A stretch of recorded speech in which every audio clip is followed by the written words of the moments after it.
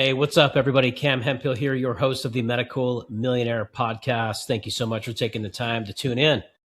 Guys, we're always trying to scale practices, grow practices, potentially sell practices. You're hearing private equity, you're hearing GLPs, peptides, but what about recruiting?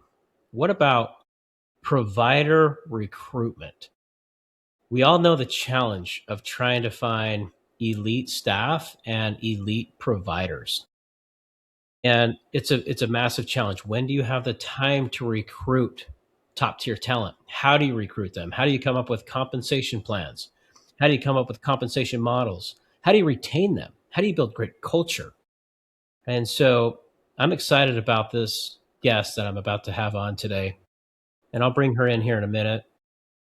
We've worked together, and she's actually helped me recruit some elite providers for practices that I work with. And so, as promised, I always want to bring you guys top tier guests. And so today, I want to welcome Natalie Peckman to the show.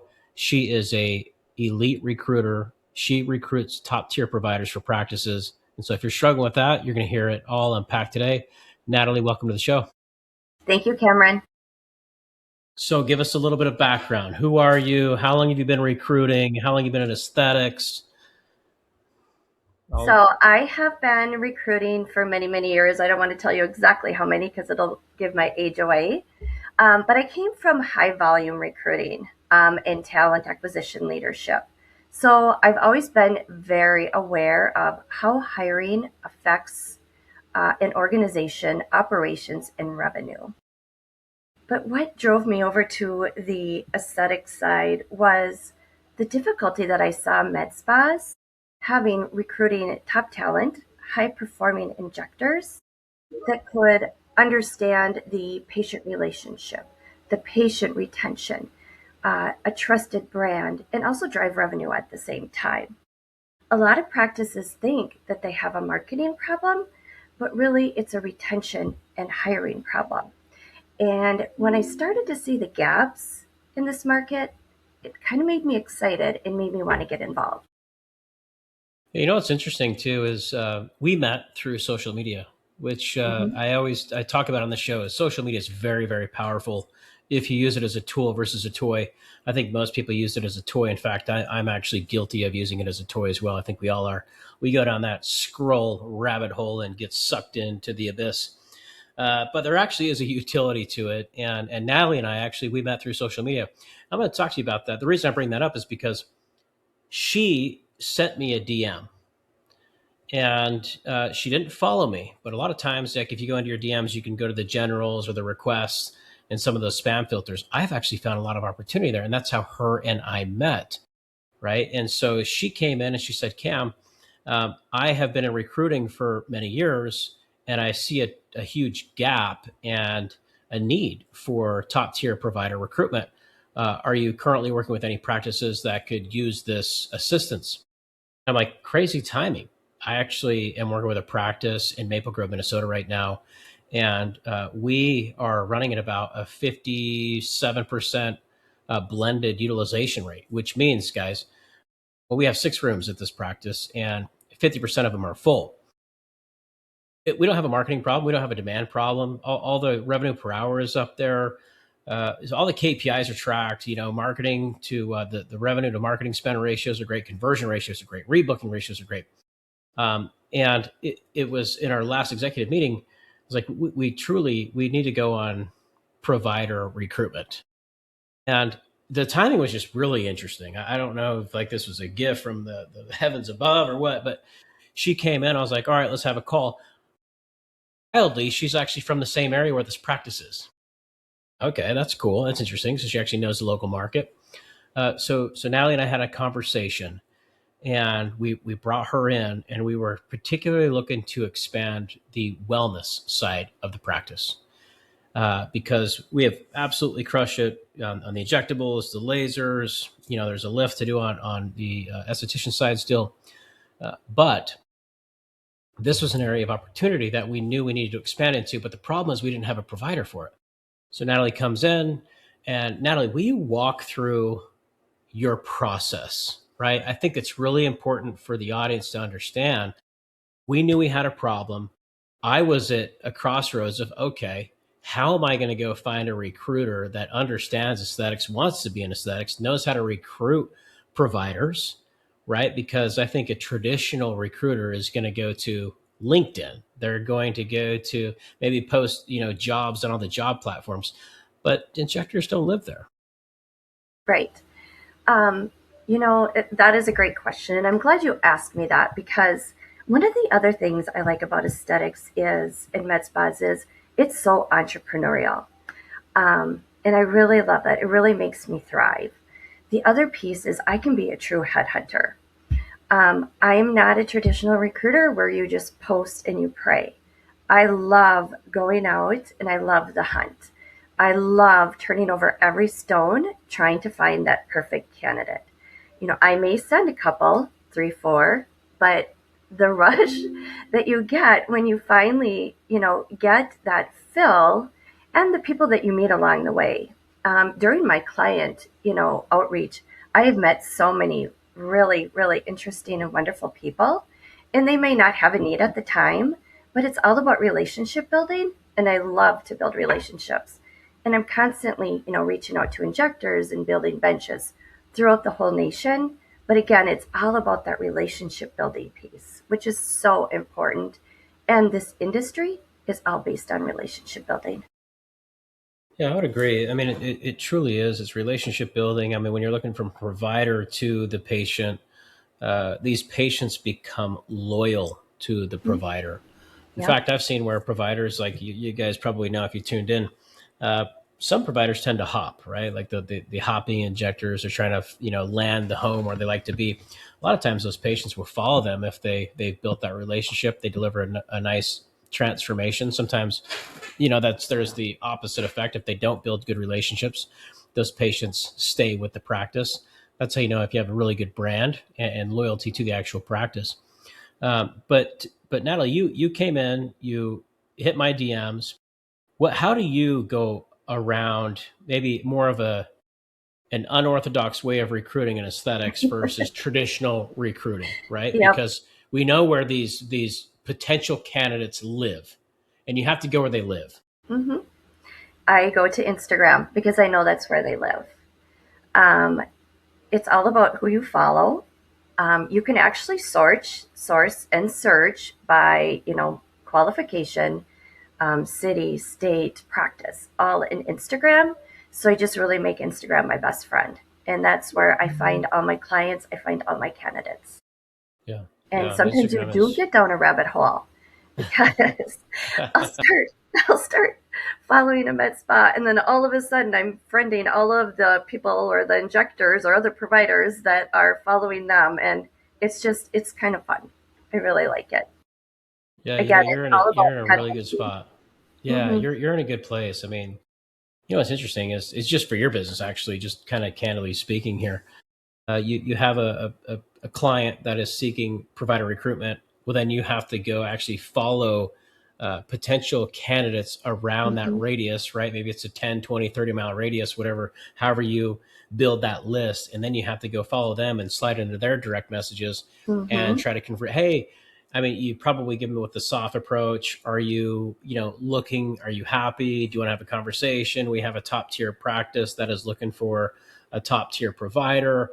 You kind of warm them up and to the point where you have a phone call and then there's an interview that takes place and then there's an offer that goes out, right? So it's a whole process. But what's interesting about your business is while you are recruiting, you're actually also prospecting. I don't know if you've ever thought of it that way.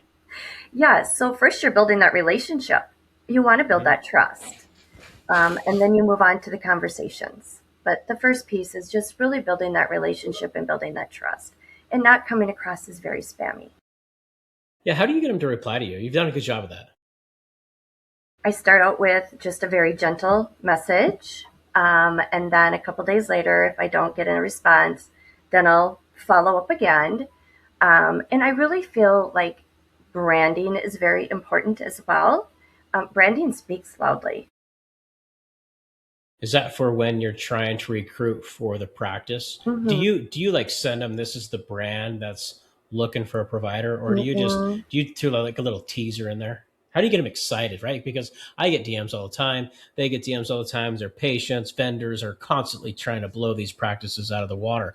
I mean, I couldn't even imagine being a provider right now on how many DMs are hitting them up. Where do you get your peptides? Where do you get your GLPs? What about marketing? How about AI? Like, you want to buy this new laser device?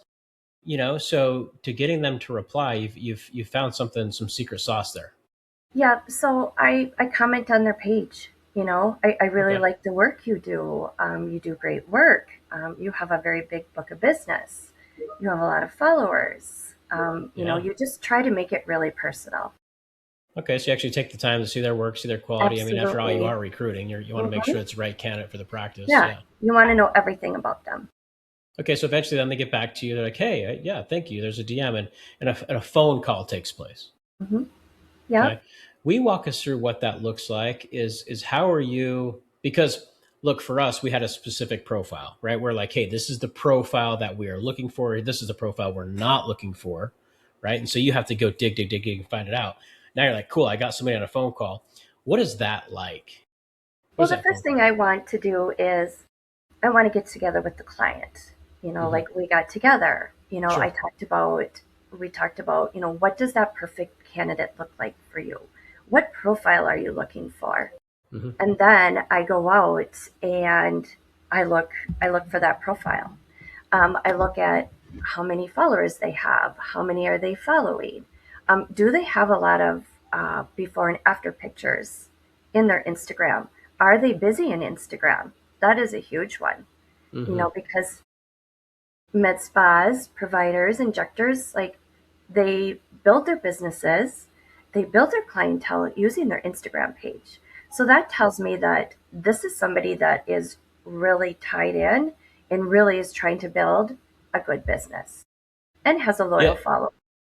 Yeah, you bring up a good point. I don't know too many practices that don't have a solid Instagram following, a solid engagement platform. Like it's pretty dialed in. And because it's such a it's an anchored marketing systematic solution that works. It's a place to showcase expertise, Mhm. work, client result, testimonials, your location, feed that. It's a feeder. It also feeds into the website. It feeds into the booking mechanism. It's almost a portfolio of their Yeah, work, yeah. right? And so I guess at this point, after seeing so many, that's the tool you go to for example, and it's a great tool because that's where they live. Is you probably can say, okay, this person has a good following, they have good engagement, they're active, they have good work, they're in the surrounding area. You can kind of weed that into like this could be a potential candidate. Let's have a conversation. Now, once you have that call, right, the call, what does that phone call look like? I mean, obviously, don't give away all your secret sauce, but is it how do you get them to show up? Because a lot of times they're they're like get excited and then they don't show up, but then they show up to the call. It sounds like you're really good at the follow up process. And then what's that call like? I have not had an issue with no shows yet. They've all been pretty responsive. But I actually I go through an interview with them. It's always on Zoom.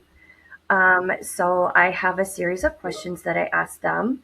I know that culture is huge for these med spas. So you are looking for somebody that you feel is going to fit into that culture as well. Um, but I just go through the series of questions. We talk about their work. I ask them questions, and also the Instagram pages was as I'm looking at them, it's also educational for me. You're seeing what's new out there. You're seeing what's out there, and I like to ask questions on that as well.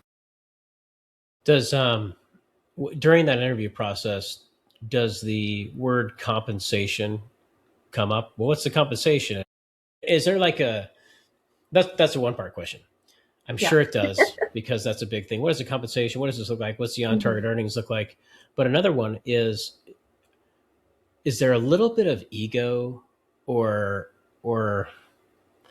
maybe ego is the wrong word, but maybe it's not. It's is there a little bit? Oh, someone's looking at me and potentially wants to recruit me to their team. Like I'm going to show up to this call. What's this all about? Who wants me on their team? I have had a couple where I wasn't sure if they were just wanting to hear about the opportunity find out which spa it was, and kind of oh, yes, somebody is interested in me. Um, yes, I have had those where I was like, I'm not sure if I should send them on because I'm not sure how serious they're going to be. Um, but I think after they've gone through the process and they've shadowed, they've been to the spa, it all turns around. Yeah. Yeah. Yeah. And then I'm sure like the other part of that was the compensation, right? Mhm. So, I, well, I guess I would, the way that we operate and how we worked was we were giving you baseline numbers of, hey, here's what some of our top tier providers are making. These are we're comfortable sharing these types of numbers. And so I guess you had a baseline to go off of. So you could say, hey, look, here's the on target earnings. I mean, obviously there's expectations. You have to show up, you have to work, you have to perform. Right. But that's got to be a big topic of conversation because, these injectors, these wellness practices, if it's, concierge medicine, maybe driven through memberships or bundling of services, they're making good money. What I'm seeing the best models out there are is the base because they want some level of stability, but they Hmm. also want to be incentivized for the retention of their patients, for the retail sales, and for the volume that they're doing and the room utilization. So I believe a hybrid model, which is base plus incentives, works best and it's Yeah. more attractive. Yeah, I think you could. I think there's a few ways to model it out. I like your ideas there, and I'm sure people are definitely receptive. They want a base, so they feel security, and maybe that base is a ramp Mhm. period even too. It's like, hey, we'll give you a base until you're ramped. Once you're ramped, maybe that base starts to cut back, and maybe the commission model starts to take over.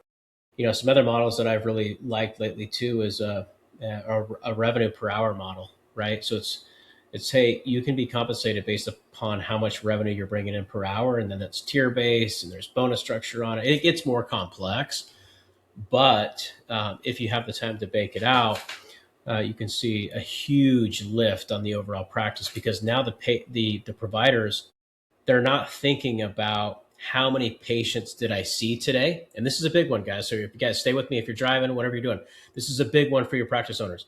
You need to start getting your providers to think not how many patients did I see today, because I hear that all the time. How many patients did you see today? No, no, no. How much revenue did you generate per hour today? If your model's not aligned around that, I want you to start thinking about that. How much revenue per hour did you generate today? Because they could see 20 patients and maybe they brought in 5 grand. They could see 5 patients and maybe brought in 20 grand. Like, which one has the higher burnout rate? Right? It's going to be the one that saw 20 patients. That's a lot to chart. That's a lot to follow up with. Obviously, I like the big patient base, but why not spread those patients throughout the providers inside the practice? So now you have provider, you have a collaboration of a practice, and it's not heavily weighted on one side. We see this all the time, right? Natalie, you can double click on this. Is you'll go into a practice that has, let's just call it 5 providers. Fine, let's inflate it. 10 providers.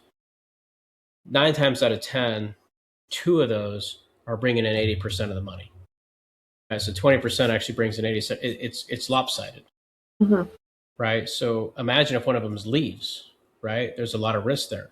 So how do you effectively distribute out all your patients so it's equally weighted? And I really want people to start thinking about how to create a equally weighted practice with the right compensation model. And what I always keep in my mind as well, a room that's underutilized is a loss of revenue. So when I'm doing these interviews, I'm also looking for providers that are hungry. Do they like the big volume? Are they looking for volume? Because I'm supporting the spa, I'm helping them generate business. So I also listen for what kind of volume is this provider looking for? Are they looking for high volume or are they okay with 5 or 6 a day? Yeah, yeah, no, that's a really good question, and you have to get You have to really, you got a two-part interview here for, because you really have to understand what the practice wants, needs, and desires are, and then aligning that provider with the actual goals and outcomes we're looking for from a practice standpoint. Because the last thing you want to do is hire the wrong candidate. Like, how expensive is that? Hiring the wrong person. We know that churn is very, very expensive, and that's one of my very favorite topics is retention and onboarding, because it is probably the most important thing, most important piece. Yeah, so when we're onboarding somebody, we're trying to retain somebody, and I can lean on that with Natalie as well. You have to have, again, the right compensation model, the right culture, the right onboarding, stand them up with success. Uh, Maybe you're opening up a whole new avenue in the practice, like we were going through as we're opening up wellness. Well, okay, so let's just say she's going to start June 1st. Well, what are we doing from May? We're recording May 13th, 2026, by the way. What are we doing from May 13th to June 1st? She's not here yet. She can't start June 1st. Well, are we just going to let her show up and say, "Hey, figure it out"? I don't know. We want to figure out wellness. This is a bad way to bring somebody in. Like Natalie did her job, got us the talent we want, right? I'm going through some live scenarios here too, by the way. But what's the plan to ramp her? Do you have a plan? Do you have a commission model? And guys, I'll actually give you this. I like this conversation because it really talks about some live things that have taken place. Is we figured out what our model was for wellness, right? If we want to go through concierge medicine and build up a membership based type of environment, well, we had to engineer how many members do we want to have? What are we going to charge per membership? What does the membership mean? And we came to find out, look, you have to be a member in order to have access to prescribing prescriptions. Like, you have to be a member because it gives you access to expertise, it gives you access to protocols. Like, that's what the industry and wellness is desperately needing, is protocols, like blood work protocols, a full plan. So we built out a plan, built out a commission model that's very attractive for the practice to retain profits, a commission model to build out something that's exciting for her. But then a playbook, right? An actual playbook. And then we brought in a individual that does this. Like, her entire thing is building out and working with practices on how to build this model and make wellness successful in practices. We brought her in, like we paid the money. Um, and that I had to go find that girl. She's phenomenal, by the way. There's more popping up, but if you guys want information on that, send me a DM. I can put you in the right direction. So now what we did, we built out the right comp model. We built out the right profitability model. We knew our framework, and then we hired an expert to come in and work with that gal to build out our model. And then she's going to report to executive management and make sure that we're hitting all of our KPIs and metrics. That's how you plan for success, right? If you give her the wrong comp model, if you don't onboard her correctly, if you don't set expectations correctly, if you don't have a plan and she shows up June 1st, it's like, hey, welcome to the team. Go figure it out. Hmm. This is just not going to work. I have done many trainings and coaching for managers and directors just on that topic. The minute you make that offer, that's your employee. So it is your responsibility to make sure that they're onboarded correctly. And she's not starting till June, but stay in touch with her. Keep her excited. She's not starting until June, but when she starts, make sure that the training is good. Make sure the onboarding experience is good, because that can also have a negative impact on the patient experience. And you want to keep that going while you're training her up, you're onboarding her. Yeah, that's a really good point. Another thing too, I think, is bring her on site. I'm not on site on these practices. I have the opportunity to work remotely and live in a beautiful sunshine state of Florida. What's up? But have her go on site because there's other team members there, and team members can get territorial, right? Like, oh, there's a new person coming in.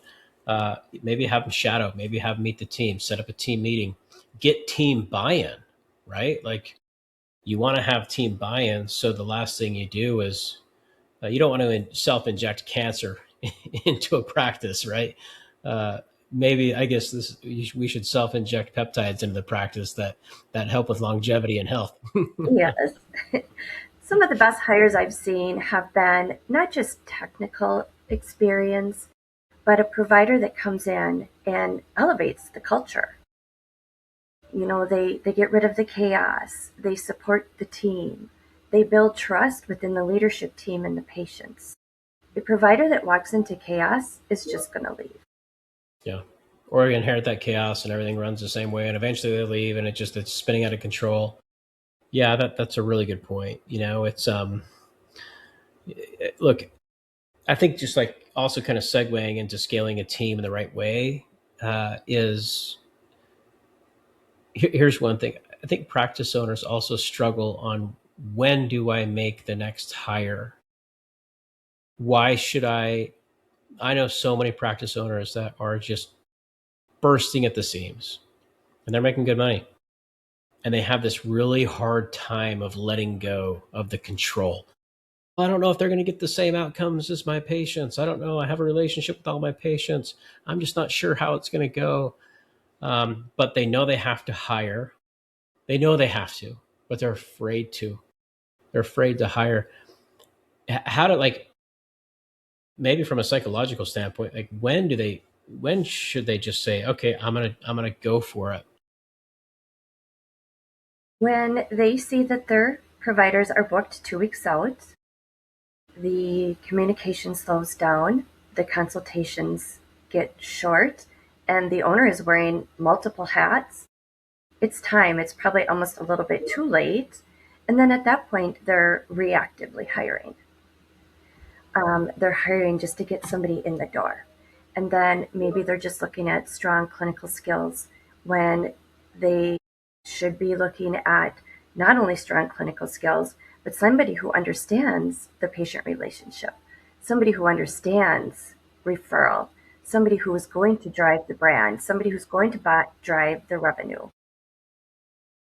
Yeah, so it sounds like for the most part, when they go to hire, they're already behind. They They're already already should have behind, hired. Yeah, and then they're yeah. desperate. And then they're desperate. They'll And take anybody. They make the wrong choice, and mhm. then both parties have a bad experience. And oh, I tried that, it didn't work. I hear all this shit all the time. Sorry, but I hear it in like marketing too. Like, oh, I hired a marketing firm. They didn't do a good job.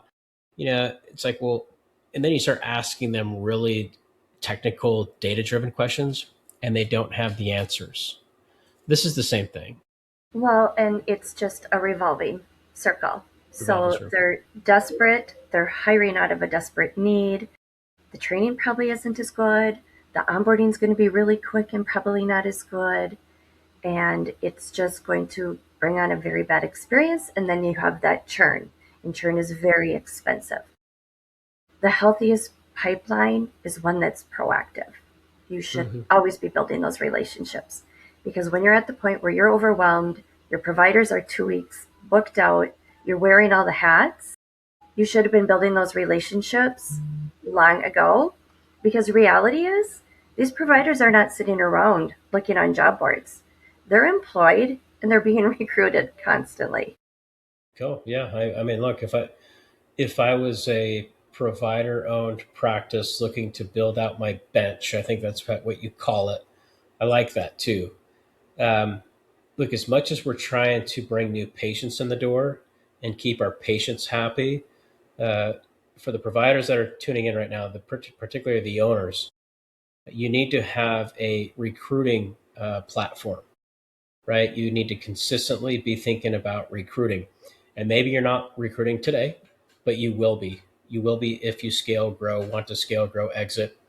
I don't know too many practices that I've actually talked to that don't want to grow and scale. So start thinking about recruiting. And maybe you should talk to Natalie and say, hey, like have a conversation with her. What does this look like? When should I? She'll give you some best practices, some tips. You guys should reach out to her. So that's it. I think we hit everything today. This was fantastic. Natalie, thank you so much for coming on. Thank Thank you for you. what you do for me. I've been rewarded by hiring your expertise and bringing you in. And I think I've sent you a few other referrals as well that Hmm. have already, found success, which is fantastic. So for if people want to connect with you, Natalie, and reach out, maybe they want to have a call, a conversation, where is the best place for them to contact you? Absolutely. So I am a creature of habit. So Natalie Peckman is my Instagram handle, one word. But I'm transitioning into my new, company name and Instagram, which is Stonecrest Recruiting. So either place, you can get a hold of me, um, but probably most Natalie Peckman because I check that one most often right now. Okay, perfect. Hey, here's the best way. I don't want to give away all your secrets and how you work, but one of the nicest things that I actually enjoyed, because if you bring in a recruiter, Natalie needs to make income as well, right? Like she's just not going to recruit all these people for free. It's just like she's got to put in her hard work, and Mhm. obviously we know that. But her fee structure with us was actually really cool because once we got placement, then there was a transaction, right? And maybe your model's changing in the future. I'm not sure. That's up to you and how you do it. But if I would say, guys, if you also are interested in connecting with Natalie, and I don't want to make this a sales pitch, what I'm saying is like I've used her, it works. We have providers from it, no joke. And I don't know when I would have had the time to do that.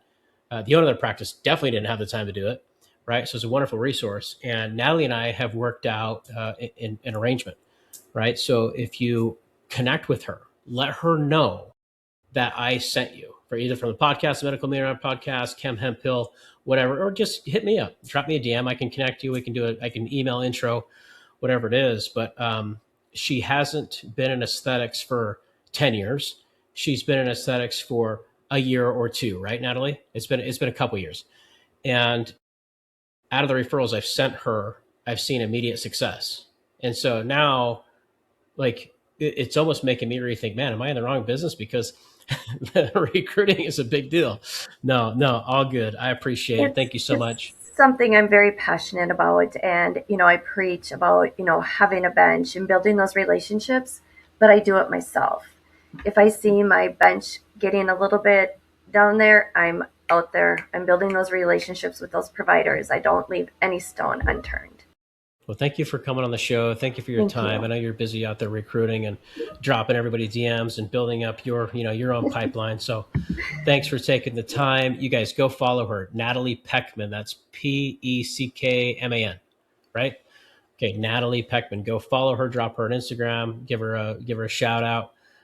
Guys, if you found this particular episode valuable, my biggest ask is you share it. Friends, colleagues, rate it. I would love to get some more ratings on the show.